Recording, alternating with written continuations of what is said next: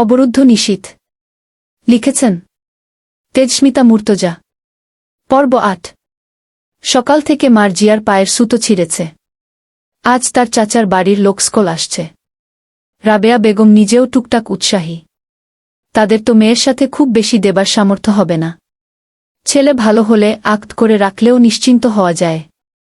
মার্জিয়া অমন বলে তার সকলেই খারাপ হবে এমন তো কথা নয়। আক্ত হয়ে থাকার পরেও অন্ত পড়তে পারবে, দরকার পড়লে পড়া শেষ হওয়া অবধি এ বাড়িতেই থাকল। বিভিন্ন রকম রান্নার কারসাজি চলছে। বরাব কোড়া নাস্তার ব্যবস্থা চলছে। শুধু মেয়ে দেখতে আসছে তাই নয়, বরং হাজার হোক ছেলের শ্বশুরবাড়ির লোক বলে কথা। আমজাদ সাহেব বাজার গেছেন হালকা পাতলা দিমিষ্টির ব্যবস্থা করতে।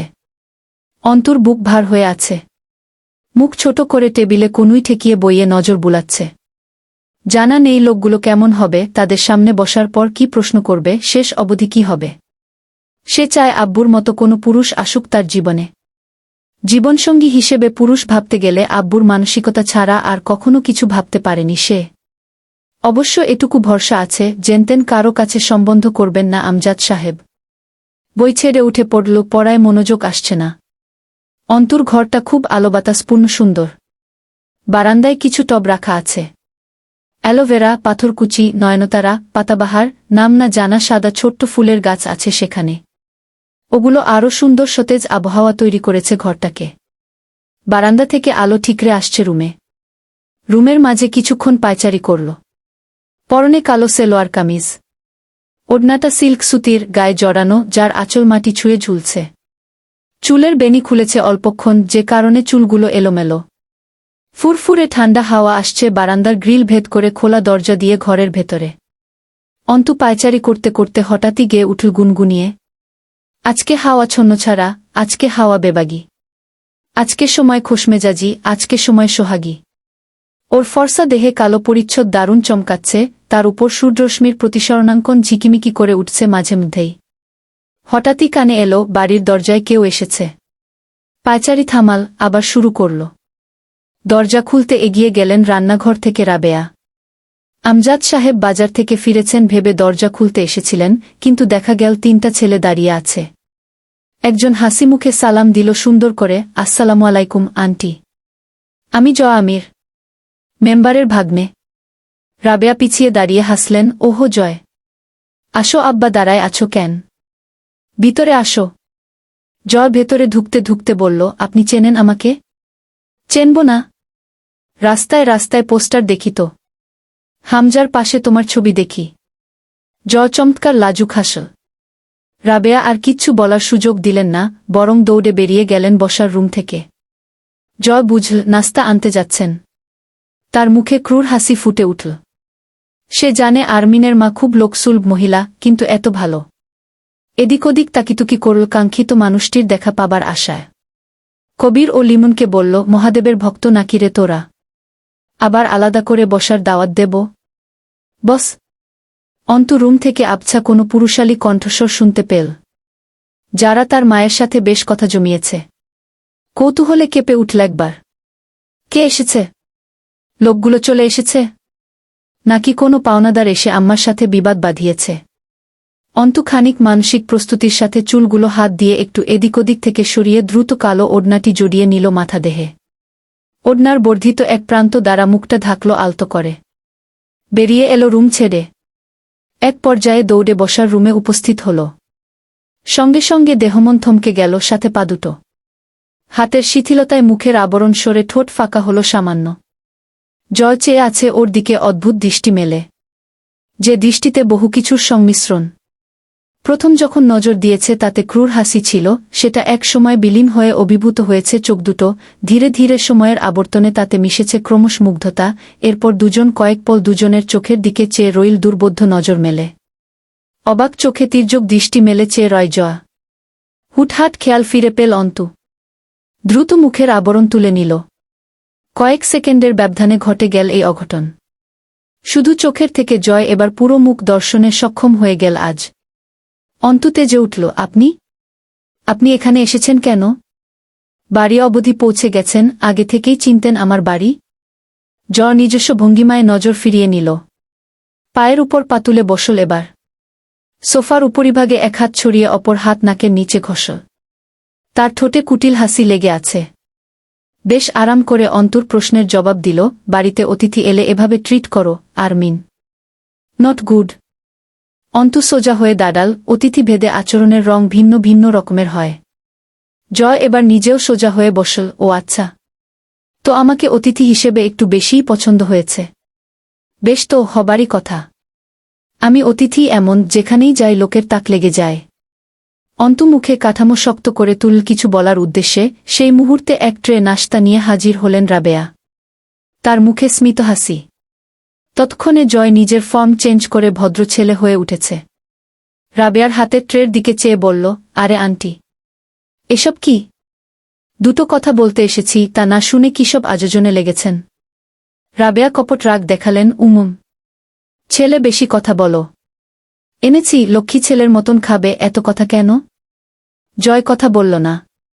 এদিকে অন্তুর চেহারা কঠিন হয়ে উঠেছে মায়ের আদিক্ষেতায়। কেন যে রাবেয়া এত যুবক প্রিয়? যে কোনো যুবক যুবতীকে এত পাগলের মতো খাতির করেন। আর বলেন মহানবী যুবকদের ভালোবাসতেন। তাদের ভালোবাসা নবীজির সুন্নাতের অন্তর্ভুক্ত। অন্তুর মুখের কাঠামো শক্ত। মার্জিয়া ডাল ও সুজি দুরকমের বরফি বানিয়ে রেখেছিল। সেগুলো প্লেটে সাজিয়ে দেয়া হয়েছে। জয় এক পিস তুলে দাঁতের আগা ছোট্ট কামড় দিয়ে রাবেয়ার চোখ বাঁচিয়ে অন্তুকে চোখ মারল। তার মুখে শয়তানি হাসি শোভা পাচ্ছে। রাবেয়াকে জিজ্ঞেস করল, আজ কোনো আয়োজন আছে নাকি বাড়িতে? গমগম করছে বাড়ি কেমন? রাবেয়া হাসলেন, হো বাপ, আমার ছেলের শ্বশুরবাড়ির লোক আসবে, সাথে অন্তুরে দেখতে আইতেছে। ভ্রু উঁচিয়ে হাসল, আচ্ছা। অন্তু মায়ের উপর বিরক্তিতে দাঁতে দাঁত খিঁচল। রাবেয়া জিজ্ঞেস করলেন, কেন আসছিলা, বললা না তো? জয় একটু ইতস্তত করে হাসল, আসলে আন্টি, ক্লাবের চাঁদা নিতে এসেছিলাম। জোর জবরদস্তি নেই, কোনো ইচ্ছে হলে। রাবেয়া উঠে দাঁড়ালেন, এমনে বলতেছ কেন? পাড়ার ক্লাব তো আমাদের সুরক্ষা। হামজা, তুমি এরা তো সুনার ছেলে। দাঁড়াও। রাবেয়া উঠে যেতেই জয়ের মুখভঙ্গিতে নিঃস্বতা চলে এল। মুখ বেঁকে উগ্র হয়ে একপেশে হয়ে উঠল ক্রমশ।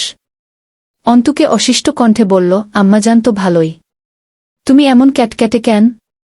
কালিবিল্লি। অন্তু ঝাঁঝিয়ে উঠল, দুর্ভাগ্যবশত আম্মা আপনার প্রকৃতি জানে না। কেন এসেছেন সেটা বলুন। আপনাদের ওই জাহিল শয়তানের ঘাঁটি ক্লাবের জন্য চাঁদা চাইতে আসতে লজ্জা করল না? আর কাকেই বা কি বলছি? লজ্জা আর আপনি শব্দ দুটোই তো একসাথে কেমন বেমানান। কি উদ্দেশ্যে এসেছেন? শেষের দিকে চিবিয়ে উঠল অন্তু। জয়ের মুখের অবয়ব শক্ত হল, মাড়ি শক্ত করে বকে উঠল। চাপা স্বরে বলল, বাড়ি বয়ে এসে যদি থাপড়ে যাই, ব্যাপারটা খারাপ দেখাবে না, আরমিন? চুপ করো, নয়তো তোমার মাটা মানব বলে মনে হয় না, থাপড়ে 4টে দাঁত উপরে দেব। পুচকে মেয়ে, কথা বলো, মেপে বলো না। বাড়ি চলে এসেছি কেন বুঝতে পারছ না? বাড়ি অবধি যখন চলে এসেছি, তোমার টুটি চেপে ধরে দম আটকে মারতে কতক্ষণ? অন্তু চুপসে গেল। আবার শান্ত হয়ে গেল, তার নিজস্ব এক পেশে হাসি হাসল, তো আজ দেখতে আসছে ম্যাডামকে? লোলুপ নজর ঘুরিয়ে পুরো আপাদমস্তক উপর নিচ করে দেখল অন্তুর। তার নজর অন্তুর পুরো শরীরে বিচরণ করছে। অন্তু সেই নজর লক্ষ্য করে জমে গেল যেন। বাড়ি বয়ে এসে লোকটা বদনজোরে দেখে যাচ্ছে, আল্লাহ পাক কবে পিছু ছাড়াবেন এই শয়তানের থেকে।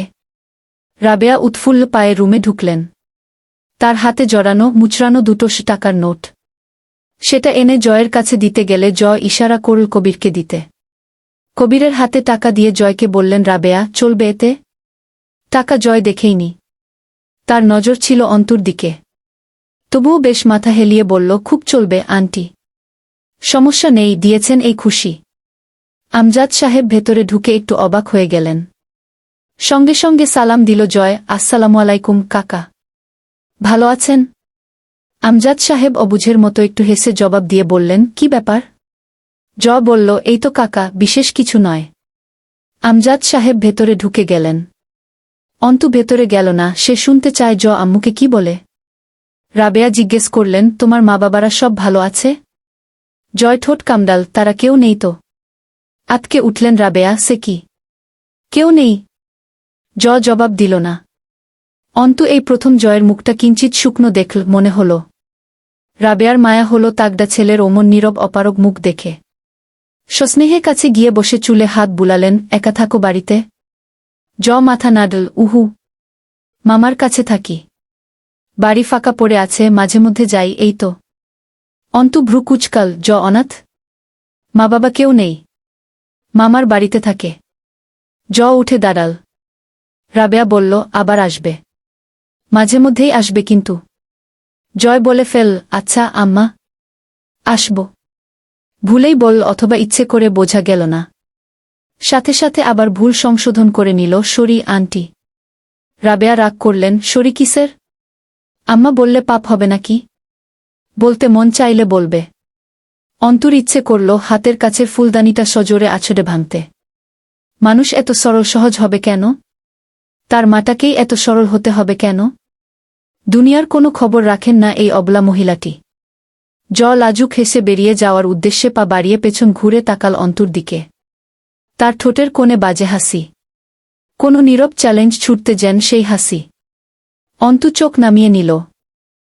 না বেরোতেই দুটো পাড়ার মহিলা ঢুকল বাড়িতে। জয়সহ কবির, লিমনকে ঘুরে ঘুরে দেখল তারা। আবার অন্তুর দিকে তাকাল, সে সংকুচিত হয়ে দাঁড়িয়ে আছে। তাদের দৃষ্টি লক্ষ্য করে অন্তুর বুক কাঁপল, ওই দৃষ্টি ভালো কথা বলছে না। বাঁকা নজর, বাঁকা চিন্তাধারা মহিলাদের। না জানি কোথায় গড়ায় এই নীরব দৃষ্টি। জয় বেরিয়ে গেল দুজনকে নিয়ে। অন্তু দ্রুত সেই ঘর ছেড়ে নিজের রুমের দিকে পা বাড়াল, তার কেন জানি ভয় ভয় করছে। কিসের ভয় জানা নেই, তবে ভয় করছে। বাইরে বেরিয়ে রোদস্মা চোখে লাগিয়ে পা ফাঁক করে দাঁড়াল জয়। তার চোখঠোঁট হাসছে। কবির বলল, ভাই, আমাদের ক্লাবের চাঁদার জন্য তো আগে এদিকে আসা হয়নি। আর গতকালের পিকনিক আজ আছে, সেই জন্য টাকা নিলেন? ঠোঁটে বিরক্তির হাসি রেখে চোখ জড়াল, তোর মনে হয় আমাদের পিকনিক এসব টাকা হয় বা হবে? এ ব্যাপারে আর প্রশ্ন করিস না। কবির জিজ্ঞেস করল, কি করব এই টাকার? হাসল, কত দিয়েছে? 200। হেসে ফেল আবার, যা, আর কিছু লাগিয়ে 1 প্যাকেট ব্যানসন অ্যান্ড হ্যাজেস নিয়ে আয়। পিকনিকে যতক্ষণ রান্না শেষ না হয় চলবে। ক্লাবের পেছনে বিশাল খোলা মাঠ।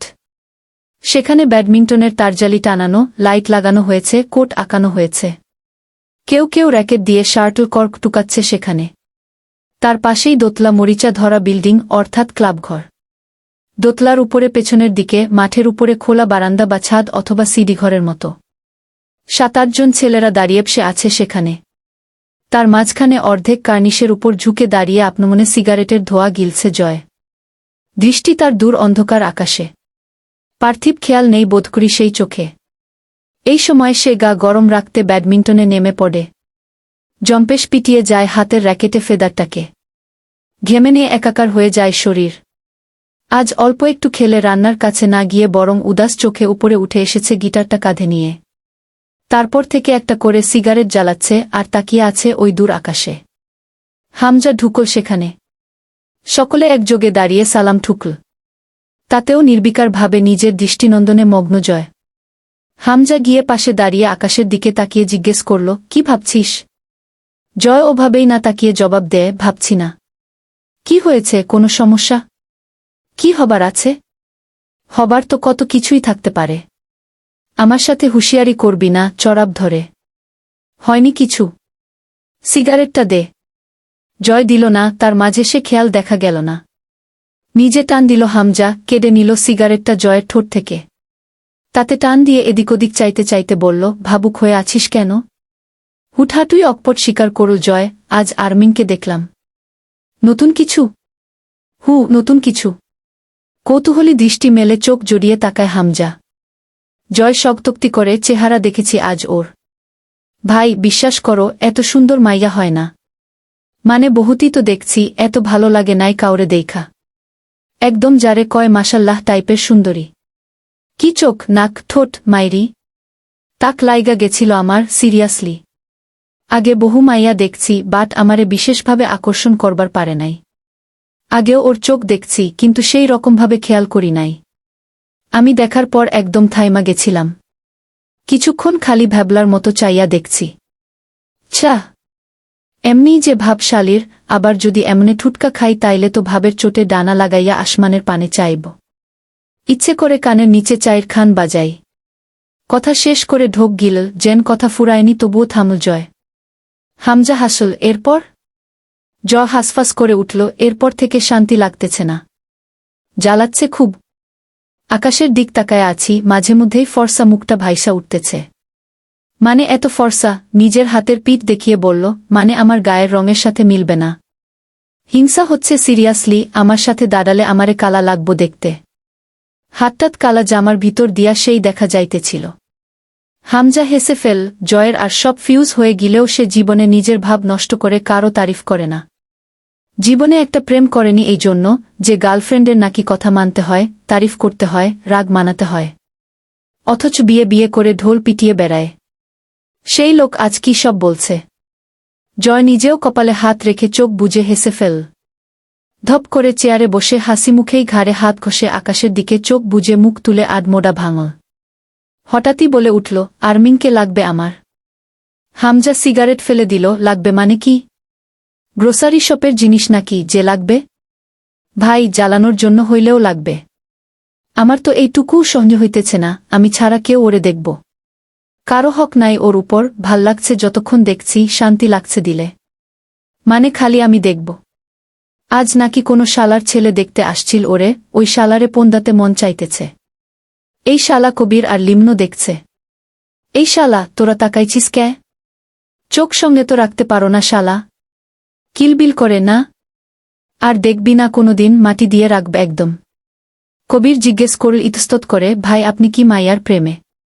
গলা কাঁপিয়ে হাসল জয়, প্রেম আর আমি? হহাহা, চেয়ারের পিঠে হেলান দিয়ে বসল চোখ বুজে। ওসব আমার সিলেবাসের নাই হে। প্রেম হচ্ছে একটা কমিটমেন্ট, মানে আটকে থাকা। আর জয় আমির কোথাও কখনো কমিটেড হতে পারে না। মেয়েবাজি আলাদা বিষয়, কিন্তু ওসব কাব্যিক প্রেমপীড়িতি আমার লেভেলেই নাই। ছোট লোকি কারবার। আরমিনরে দেখছি, যতক্ষণ চাইয়া ছিলাম পুরুষ মনে একটা প্রশান্তি ছিল যেইডারে কয় রেস্টফুলনেস। ওই শান্তিটা খুব জ্বালাচ্ছে আমায়। আর এটুকুই যথেষ্ট আরমিনকে বুক দেবার জন্য যে ও আমার জন্য বরাদ্দ। এখন থেকে ওকে যেটুকু হোক, যেভাবে হোক দেখব, ওইটুকু সময় সুখ লাগবে। তোরা কেউ দেখবি না, ব্যাস। নেমে গেল গিটারটা কাঁধে করে খোলা ছাদ থেকে। পেছন থেকে চেয়ে রইল ক্ষণকাল হামজা। এরপর সে নিজেও নেমে এলো জয়ের পিছু পিছু। বেশ ঠান্ডা পড়েছে, অথচ একটা স্লিভলেস শার্ট গায়ে জয়ের। কালো জ্যাকেটটা ঝুলছে কাঁধের উপর। এখন ওটা রেখে র্যাকেট টুকতে দাঁড়াবে নিশ্চয়ই। বেশ কিছুক্ষণ একটানা টেনে টেনে চাপ খেল। গা ঘেমে প্যাকপ্যাকে হয়ে উঠল। চিৎকার করল মিউজিক বক্সের পাশে বসা থাকা ছেলের উপর, গানের সাউন্ড বাড়া। ভাত খাও নাই শালা দুপুরে? এনার্জি ড্রিঙ্ক কিনে এনে দেবেকটা। ধুমধারাক্কা গান বাজছে, দেশি বয়েজ। জয় একাধারে র্যাকেট পিটিয়ে গেল। শার্টল কর্ক সামনে আসছে তো গায়ের সমস্ত জোর দিয়ে পিটিয়ে যাচ্ছে। একবারও মাটিতে পড়ার সুযোগ দিল। এমনভাবে দাঁত খিচে খিচে পিটিয়ে আঘাত করছে যেন কোনো চাপা ক্ষোভ ঝাড়ছে ওই পেটানোতে। এই পথ আগেরই মতন ঠিক তেমনই আছে। এই রাত সেই রাতের কত কথা বলে। চলে যাওয়ার বিষাদ সুর এখনো হৃদয়ে বাজে। তারপরেও কেন যেন এখানেই ফিরে আসে। সব ভুলে গিয়ে আবার হারাতে চাই। তারপরেরটুকু আর গাইল না। আবার নতুন সুর তুলল গিটারে। এবারে ঝাঁঝাল সুর উঠছে।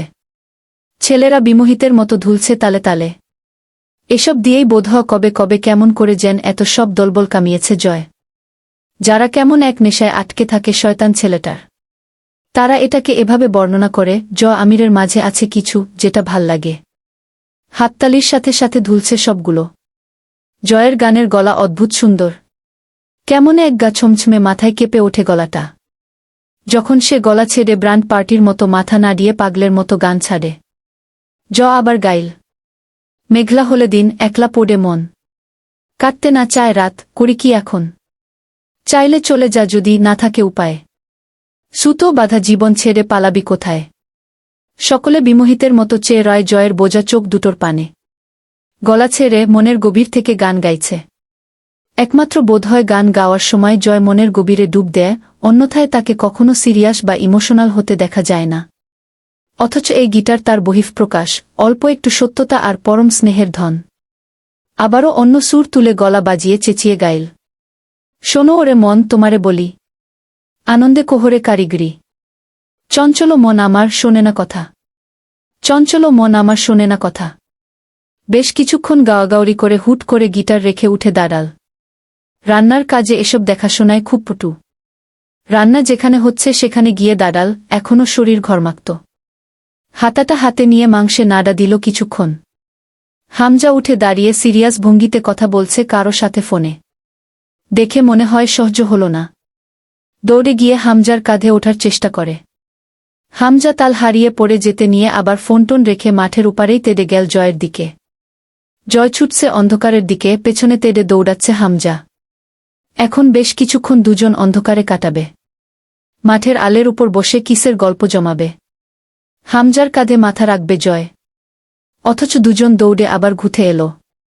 হামজা হাঁপিয়ে গিয়ে বসল শিশির ভেজা মাঠের উপর। খানিক বাদে কোত্থেকে দৌড়ে এসে হামজার কোলে মাথা রেখে ঠান্ডা ঘাসের উপর টানটান হয়ে শুয়ে পড়ল জয়। এই দৃশ্য বিরল। অথচ এই নেতা সাহেবকে খুব সহজে এই ছেলের সাথে মেনে নিতে দেখা যায়। জয়ের সামনে হামজা নেতৃত্ব ও গাম্ভীর্য কোনোদিন টেকে না। যত সিরিয়াস মুহূর্তই হোক, ওই জয়ের সাধ্যি আছে হামজাকে জ্বালিয়ে এক মুহূর্তের সব পণ্ড করার। ভোটের হিড়িক বেঁধেছে চারদিকে। শোরগোল লেগেছে এলাকা জুড়ে। পোস্টার লাগানোর ব্যস্ততা চলছে চারদিকে।